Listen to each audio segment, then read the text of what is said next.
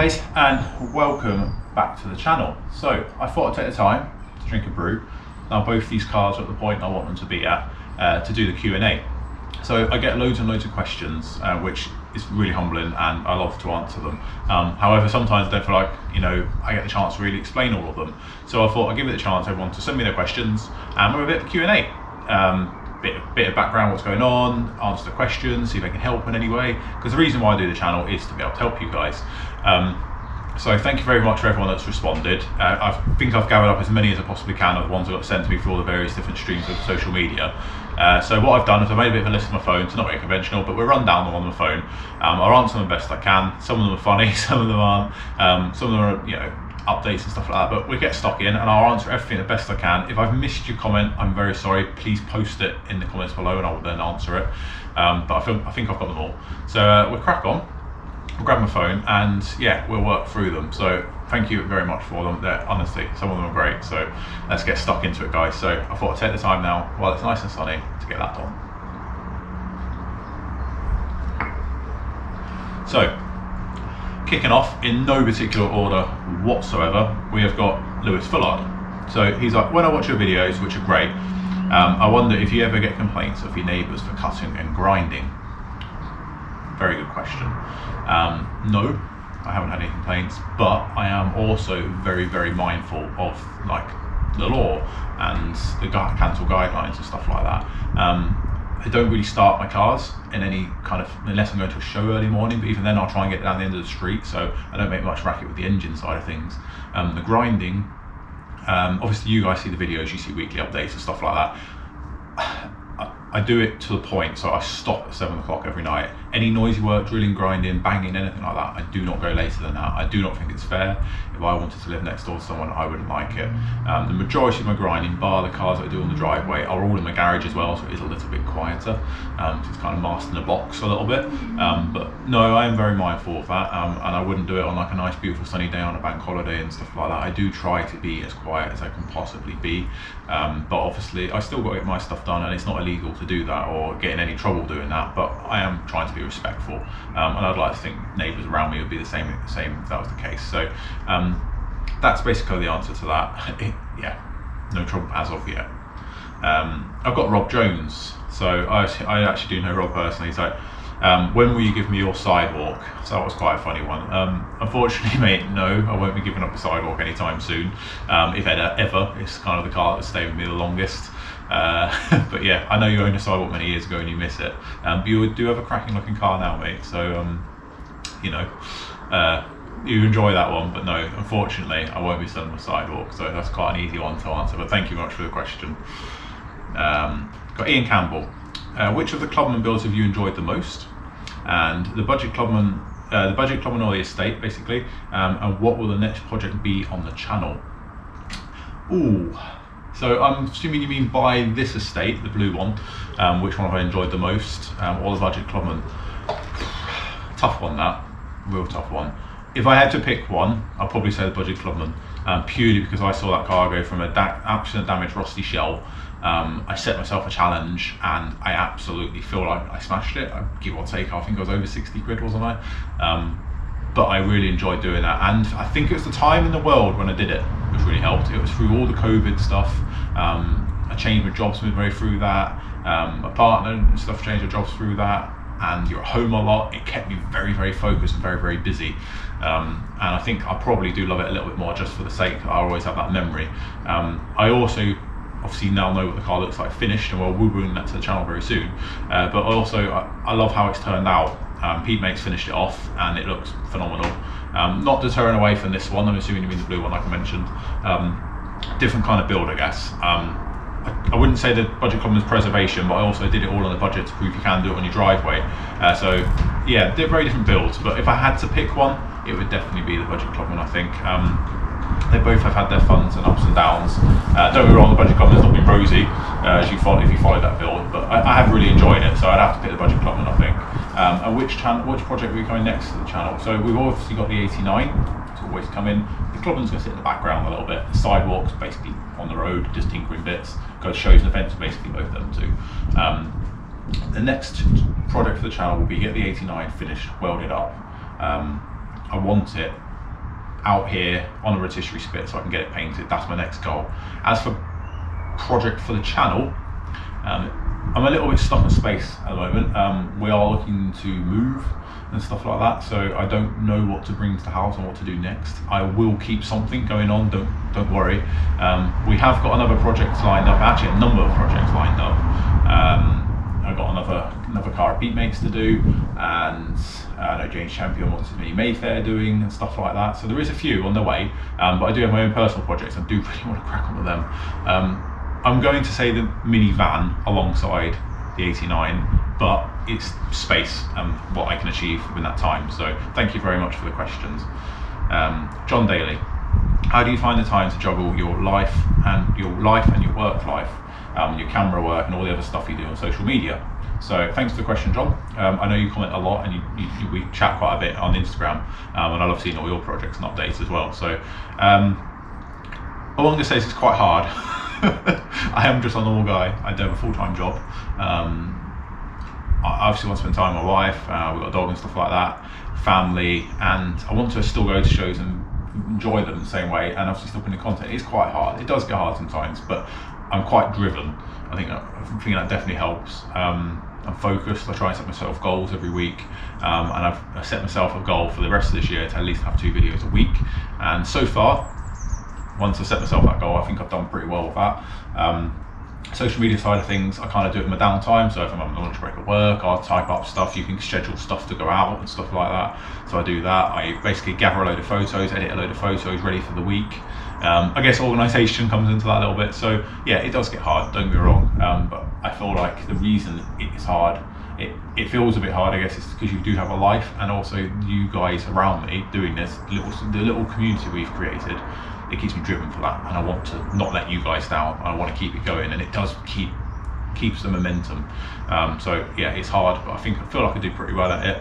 I'm not really a sleeper, so I stay up late and I do stuff, and I get up relatively early and I'm outside filming.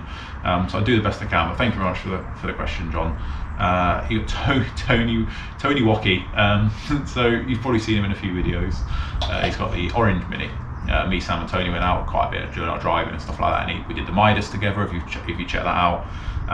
Basically he's doing his car, and I'll post a picture of it up here, so drop in the comments and you can decide. I'll let you guys decide what colour should he paint it. He's put orange or blue, so which colour should he paint his car? I'm leaning blue. I'm a bit of a blue fan. I do like a blue Mini, so yeah. Obviously your car, Tony, do what you want. It's a cracking little car as it is, but I appreciate you've done all the rust and bits you wanted and modified it in different ways now. But I'm leaning blue. A really nice metallic blue is where I'm going. Thank you for the question. We've got Mini Life. So out of all the cars you've had, which is the most you regret selling? And if you could do a restoration you've done again, which one would it be? Ooh, I've owned a lot of cars. For someone that's 31 years of age, I've owned a lot of cars. I do feel like that. I'm very privileged to have had that. Which one do I regret selling? As of currently, I regret selling the budget Clubman to a point, because it's a beautiful car. I have a lot of heart and soul and blood, sweat and tears in that car, but I don't, for the timing and the being able to bring more content to you guys, and the fact that I've sold it back to Pete, who originally owned the vehicle, and he loves it and it's being loved, and I've got the proviso, if he ever sells it, I get it back anyway, and I do get to film it for the channel and stuff like that and go to shows with it, so I haven't lost it altogether, but I guess that's one. I think the biggest one for me is selling my first car. I had a racing green Mini that I learned to drive in, and before that I owned a Mini 1100 Special, which was my first ever Mini, ever car. I had that when I was just turned 15 years old, and the metal work is where I learned to do a lot. Of a good friend Rob at the time, I think he still watches the channel. I haven't seen you in a good few years, mate, but I hope you're okay. You got me into Minis really, that from my granddad's spell of having Minis and talking about the stories he had with them. And I had 1100 Special, which was full of newspaper and chicken wire and all sorts, and he showed me the ways really. He showed me the restoration side of things. We put a new roof on that car. We did a lot, but life happened. I got to a rolling shell with a lot of his help, basically his help, and unfortunately I moved out from home and I had to sell it. I lost storage, but it did get restored. It was or is still a concours style car. The owner I sold it to, I didn't sell it to anyone that wouldn't kept it original. I had loads of things custom made for it. and it's a stunning car, and if I could ever buy it back I would, but I think I would be very torn to be buying back my racing green mini I learnt driving, because I've got memories of that car. I drove it a lot.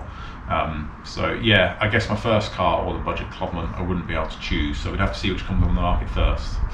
And the other part of that question, which restoration would I do again if I could?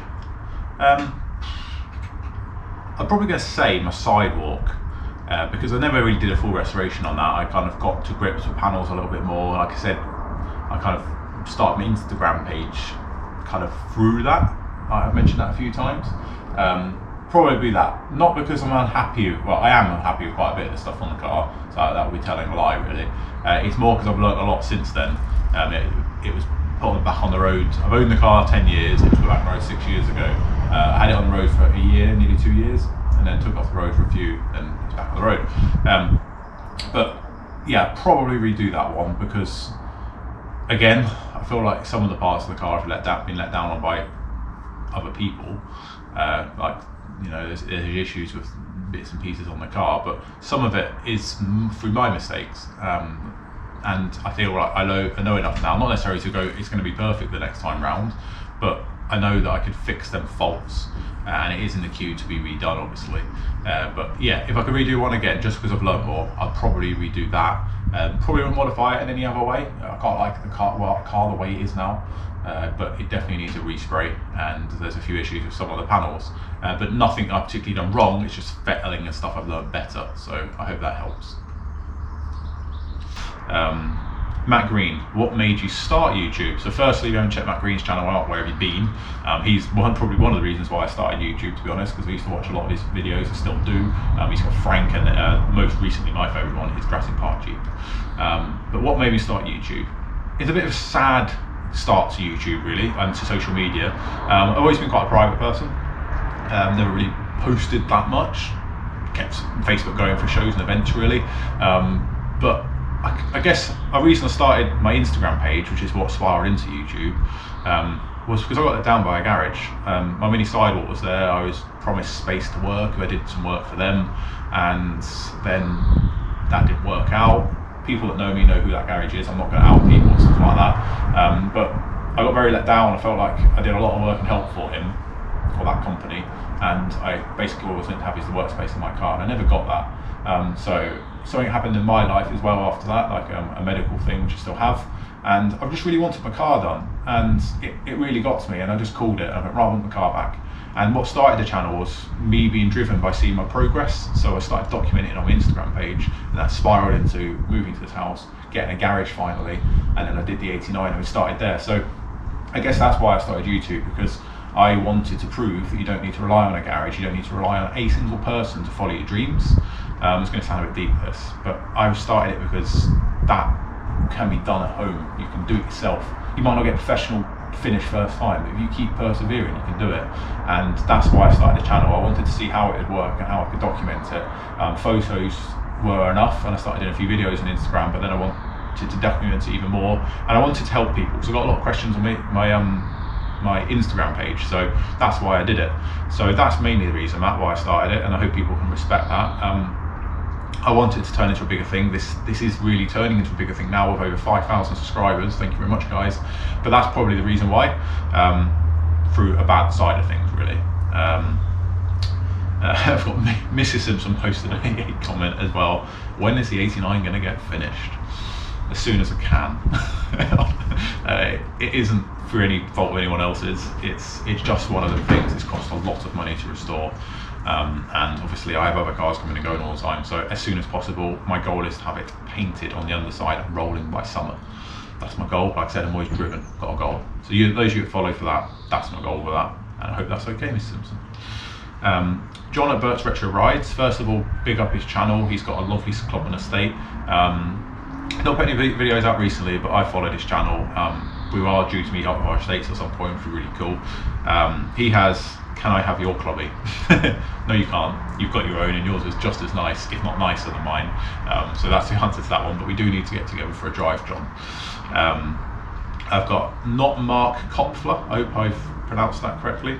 So he's asked for an engine removal guide. So I've got his whole question here.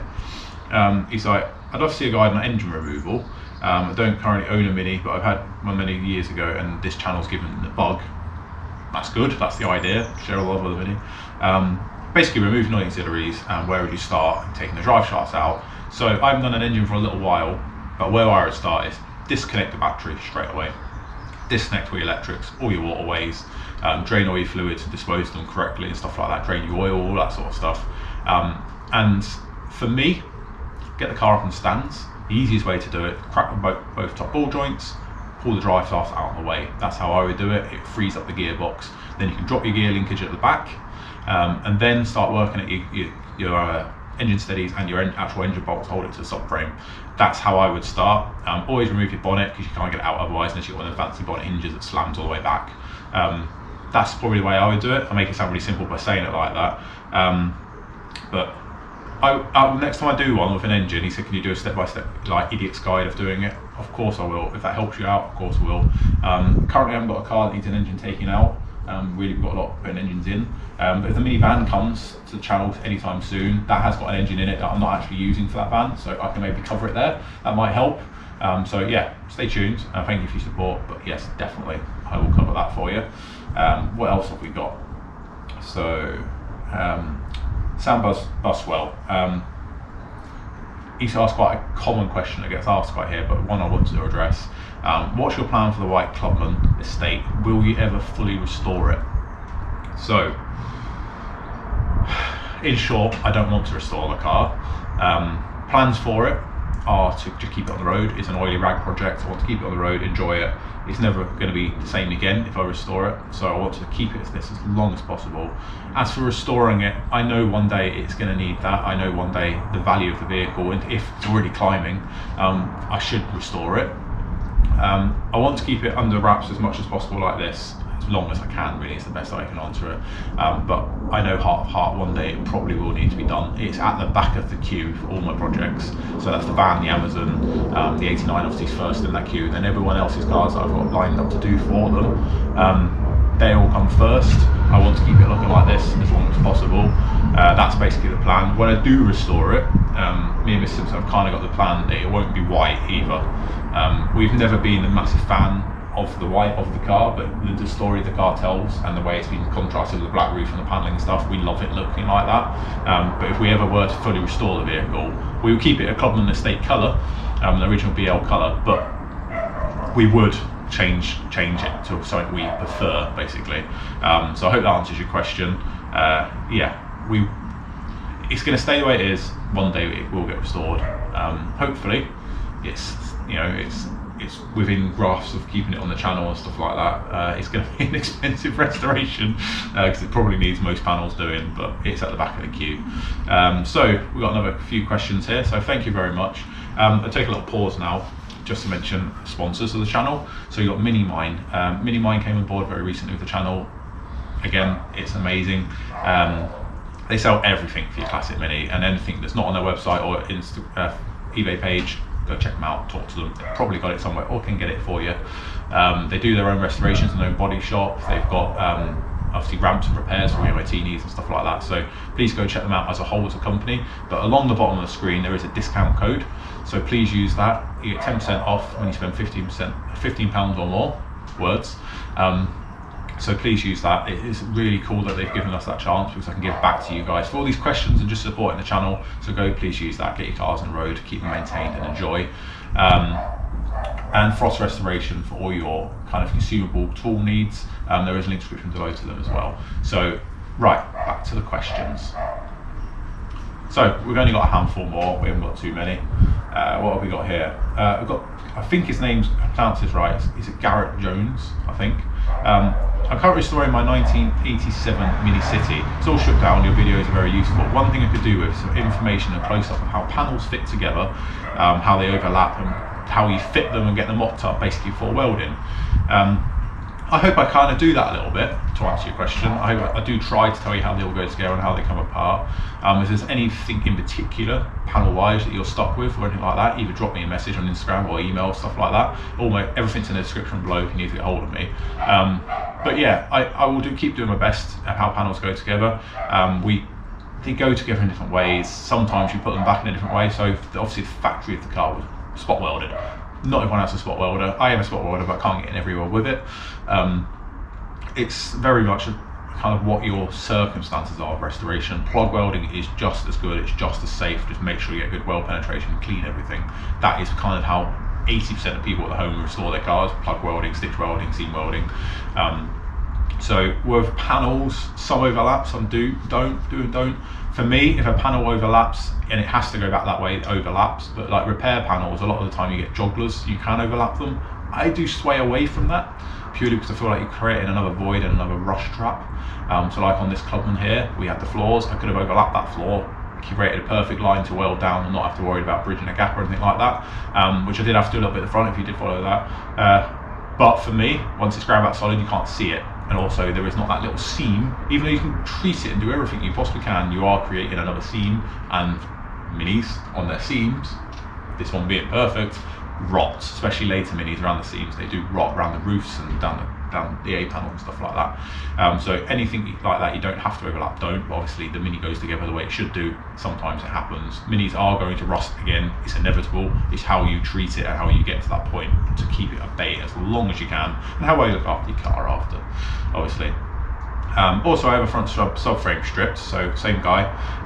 What would you suggest in terms of paint? I'm not keen on powder coating, as obviously it affects holes and apertures and stuff like that. But basically, what's the best future-proofed thing? So I am not a massive fan either of powder coating. You will notice I barely ever have anything powder coated. I believe things like in your engine bay and stuff like that, yeah, it looks smart, don't get me wrong. And that's probably the only instance I probably would have stuff powder coated. My experience of powder coating, best one is on the wheels on this car. I don't think it's that good. You can get some good and bad companies. I'm not slating powder coating as a process. I know loads of people use it. I have, like I say, my car's got powder coated wheels. But like the 89, when it goes back together, we will not be powder coating subframes and stuff like that on that. We are going to team up with Frost and use Por 15, which is more of a hammerite based paint, and the longevity of that and the rust properties of that are far superior to powder coating. Shot blasting and powder coating achieves a good finish, but I don't think it lasts. Testament to that is my sidewalk. It's got a red subframe underneath. Don't comment on the red, but it was done many years ago. That is now 8-9 years old under the car. It's still solid, don't get me wrong, but it's cracked. Like all the paint's cracked and it's flaking. It's almost like an enameling, and it's under the vehicle. The road dirt and grime, it's going to chip it. You can't touch that in without, it's lifted, its moisture's already got in, it's lifted. So I always prefer to use a paint, because if you ever want to, or you ever scrape it, or you jack it up and you slip, or you twang it with a tool or something like that, you can touch it back in. So we are going to be using Por 15, that is the plan for the 89. So my answer to that question would be, I wouldn't powder coat unless you really want to. Like I say, for brackets and stuff under the engine bay, interior pieces, it looks beautiful, so probably, but you can create the same finish yourself with prep and perseverance at home with any products you decide to use. Personal preference, I guess, is powder coat away if you want to, but my personal views and personal experience is I probably wouldn't powder coat again. The last thing I had powder coat was the wheels of this car. Personally, like if they shot blasted them, then slap powder coat on them. I wish I didn't. I wish they shot blasted and given me a call, because you can see all the pitting, all the stuff, and you could have just took them back home after shot blasting, perfect, and then you can smooth them out and you can fettle them and get them how nice you want them. So I do think it matters on your company you use. There's good and bad ones out there, and also the quality of the product you give them to do. So to cap that off, I prefer to use paint. And then we've got Graham, massive follower of the channel. He really does adore the Clubmans on this channel as well. Thank you very much for supporting the channel, and as much as you comment, they are really good. And I promise one day, obviously, you comment on Mrs. Simpson doing a headliner and stuff like that, there will be more headliners going on the channel. But your question is there a job on a car that you wouldn't like to tackle? There's a few questions in this one. Is there a job on a car, or a Mini? I guess we can stick with Minis for this channel. I feel like I've probably tackled as many as I can possibly tackle on these cars. I've done pretty much most of the things. I haven't done much engine work, so I couldn't say I don't want to tackle it, because I haven't had to do it, so I don't know if good or bad it, or how the outcome of that will come. No, I feel like if I haven't done it, it intrigues me more, so I feel like I want to do it even more. So I think the answer to that question is no, I give everything a go. You try everything once in my eyes, If it doesn't go well, there's enough people to ask for help. I've got a good bunch of mates around me. There's a good community in the mini scene, and obviously Minimine, you know, they're there to answer questions as well. And I've learned a lot. Like I was asking questions about my minivan not long ago, or how they would tackle certain things. So there's enough help out there. But my answer to that is no. I don't go everything. I hope that answers your question. I'm not trying to be big-headed with that. I'm just trying to say that if it's there and it's able to do at home, crack on, do it. If it's not, you find a way of doing it. So that's my answer to that one. If you had to have his and hers minis and one of the other cars to sell, which would be the one to get cut? So when I first started the channel, that's quite hard because cars keep changing this channel. We've always said right from the day one, me and Miss Simpson got together, if we ever had to sell what cars we do have in our own personal collection of cars, they'd all go bar hers, mainly because there was a lot of history of her car. It's her first car. I regret selling mine, as I've just previously mentioned in this video. Yeah, unfortunately I don't go wrong selling them, any of them. I don't do well selling cars anyway. I like buying them, not selling them. But if we had to sell everything and keep one, it would definitely be keeping the 89 Gary, as it's known to us. Obviously as a restored car, it's going to look lovely, I do hope. So yeah, that'd be the one we'd definitely keep. So I hope that answers that question for you. What is the ultimate mini in your opinion? Ooh. So one I'd want to own, I guess, my ultimate mini I'd like to own. I've got it, I think. There's loads I want to own still, classic minis. There's so many out there I still want to own. I'm working on it, don't get me wrong guys. I've got my minivan, that's the one I've always wanted. That's why I'm always itching. I mention it a lot and I get comments from mates and people. When are we seeing the van? Every time I post a picture it does really well on Instagram and I get a lot of comments. That's probably the one. I've got it. I'm very privileged to say I've got it and I'm going to build it to how I want it to be. But there's a few out there that I want to grab still. I recently tried to bid on a car and didn't get it. That was one of them. I won't say what it is because I will hope to one day bring it to you guys. An Innocenti Mini Cooper, or Innocenti, however you want to pronounce that. So that's an Italian-built export Cooper, the red one with the black roof. Mainly because I have a lot of kind of nostalgia for that car, because it was actually the first Mini I ever went out in as a passenger. A friend of mine, Rob, right at the beginning, mentioned he was building it with a mate's dad, and the car's still alive today. It's had various restorations since on work, but it's a lovely car, and for me the styling of an Innocenti Mini is beautiful. I've got a friend of mine, Alex, he's got the blue one, which I believe is the Belgian one. Don't quote me on that. Oh no, the German one, sorry. So they didn't for Italy, France, Italy, Germany and Belgium, I think. Comment below, I'm not up on it, but I know for a fact I want the red one with the black roof, always have done. I love the styling, I love all the stainless steel, the big headlight rings. If you've ever seen the sidewalk, I've got the indicators on the wings set in the same place because I love how that looks. I've actually got the covers for the headlights, but I've never had the chance to get the bolts to fit them. So, but yeah, I'd say that's probably my ultimate dream Mini if I could have one. But I don't really have a favourite Mini. I like them all for different reasons. Like I love this because of what it is like now, and obviously on the sidewalk for the nostalgia kind of reasons. And it got me through a lot of troubled times, the sidewalk. So it does annoy me a lot because I'm kind of at the point where I don't want to do any more to it. But again, I can love that car for a different reason. I love this one. So. But yeah, probably say I've got the car, but if I could pick an ultimate Mini to own, they're not cheap, and finding actually a genuine one's quite hard these days. They've all been mucked around with or turned into UK looking cars, so probably one of them export Coopers. What else have we got from Graham? And he's basically said his favourite one would be Pete makes Clubman estate with a 1275 engine and 7.5-inch Cooper S brake conversion. So that is this one here. And if you haven't checked out the videos where it's been, it's done really well and everyone loves it. So I know you really like your Clubmans, Graham, so I'll keep trying as much Clubman content as possible. There'll always be a Clubman kicking around with R1, but we have got a few others planned and stuff like that. So there's always going to be a Clubman to the channel, so you'll be very pleased to know that. But I'll let Pete mate know if he ever sells it to let you know. But I think Mrs. Simpson's got her eyes on this one. So that brings all these questions to a close. I don't think I've got any more. I'm just double checking. No. But I will touch on a few that just general questions that I get mentioned anyway. So one of them was the minivan and what's coming next to the channel. We have had that question, but that's the main thing I get answered a lot. The minivan, like I say, is coming as soon as it possibly can. It's stuck in storage, stuck behind a few cars, but I have got my Amazon, my Volvo Amazon that I want to do as well. I don't know which one to do, which order to do them in. The Amazon is a big question mark because of the space. So I really need somewhere to work on it, but I bought it because it was a once in a lifetime chance to buy, and it's one of my bucket list cars to own. So for me, personal car, it'll be the van that's next, unless I buy anything else in the meantime. But the van is the one I've got earmarked to do next. I've collected enough bits and pieces. I just need a handful more panels, and then we can get it out and get cracking. The engine's sat in this garage already, ready to rock and roll.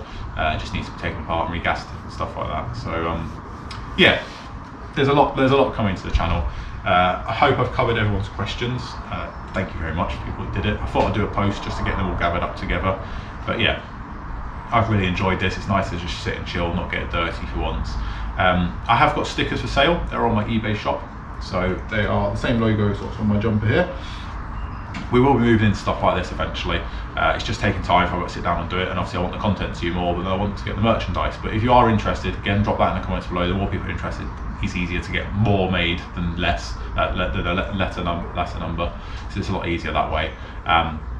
So yeah, hopefully we can push forward, but I will drop a link in the description below to the eBay shop. All your stickers, donations and stuff like that, they will go into the channel. They all pay for like consumables and things like that, and camera equipment and keeping the cars on the road. Everything that ever gets sort of moved around this channel goes straight back into it, and that's what I want. I want to keep building it, so it's just another way of giving back. We really like this design. I hope you guys do. A lot of people comment on it. Loads of people, they've gone worldwide already. It's absolutely mental, so thank you very much for that. If you've got any more questions, I might make it into a monthly Q&A. That'd be quite fun, so drop in the comments below if you want to do that. If you have got a question, drop that and I'll start making next month's list if that's the case. But other than that, thank you very much for supporting the channel. We've come a long way this year already. We've got through some projects already. We've got to 5k subs, which is mental. We've got Minimine as an additional sponsor to the channel, and yeah, we've got a lot planned with them guys. We've got some stuff planned with Frost as well. Yeah, I love the way this channel's going. I love the community. I love the fact that you guys are so invested in it as well. And if there's anything I can do to make it any better for you guys, please just comment below. Anything you want me to change or do better, or you want to see on the channel. That's the biggest thing, because it keeps me fresh. I can keep an eye out for things then, and I can bring as much as I can to you. So, like mentioned, thank you very much for that. If you haven't already, and I've not bored you to death, please subscribe to the channel, give this video a thumbs up. Like I mentioned, comment down below anything you've heard in this channel, this video, or anything you want to know, or anything you want to know in the future. And obviously comment below the colour you think Tony should paint his car as well. So thank you very much for all your questions. They're absolutely humbling. Your support is overwhelming, and I will catch you in the next one. Right, what shall I do now?